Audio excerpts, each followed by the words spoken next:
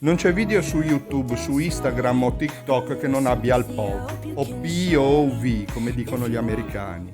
Un successo eccezionale, lo sapete, spopola. POV è una parola virale, ma se estratta dal contesto social, davvero incomprensibile. Chissà quante volte anche voi vi siete chiesti, ma cos'è questo POV? Ciao, sono Fabio, benvenuti sul mio canale L'amore per le parole.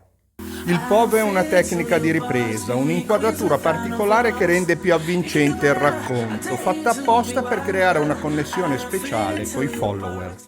Il concetto di POV si coglie meglio però dal significato della parola stessa. Cosa vuol dire dunque POV? A cosa serve? E chi l'ha inventato? Scopriamolo insieme.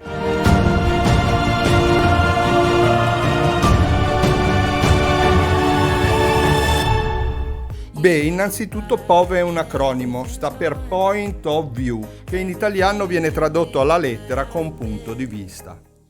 Un concetto banale che però nei social ha un significato ben preciso, cioè cosa intendiamo con punto di vista? Beh, l'idea di fondo è la prospettiva personale. Il video è girato dal punto di vista dell'autore, che usa il POV in due modi differenti.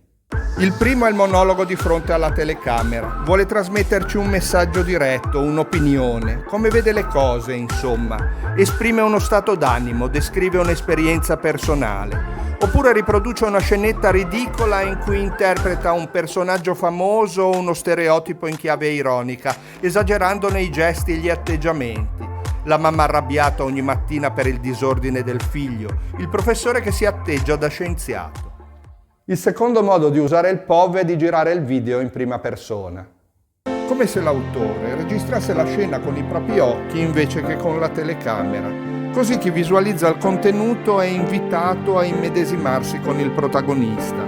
Lo spettatore si immerge nei suoi occhi, adotta il suo stesso sguardo. Aggiungere cancelletto POV al messaggio significa anche ho diritto a questa opinione. I POV sono apprezzati da tutti perché avvicinano le esperienze della gente, che si identifica immediatamente nelle situazioni rappresentate.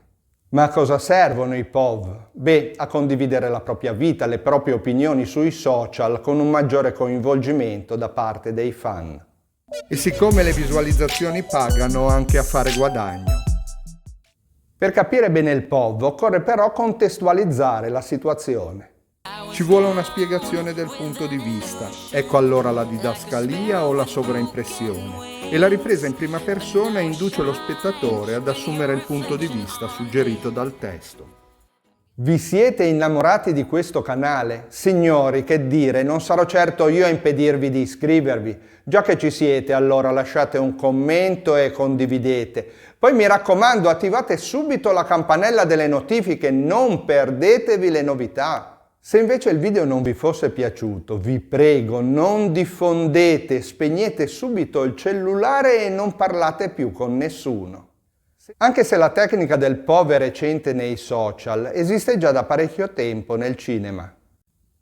Un film realizzato con il point of view riprende lo sviluppo dei fatti con la cosiddetta tecnica soggettiva, ossia dal punto di vista di uno dei personaggi, attraverso i suoi occhi. Nei thriller e negli horror funziona alla grande. Pensate alla visuale della scena dalla prospettiva di qualcuno che sta nell'ombra, che in quel momento non compare, che non viene mai inquadrato. La suspense schizza alle stelle. Capito cos'è un POV allora? Lasciamoci pure coinvolgere da questo punto di vista così personale, dal messaggio diretto o dall'imitazione tanto spassosa. E identifichiamoci subito in quella ripresa in prima persona che mostra a tutti le cose con gli occhi di chi le prova.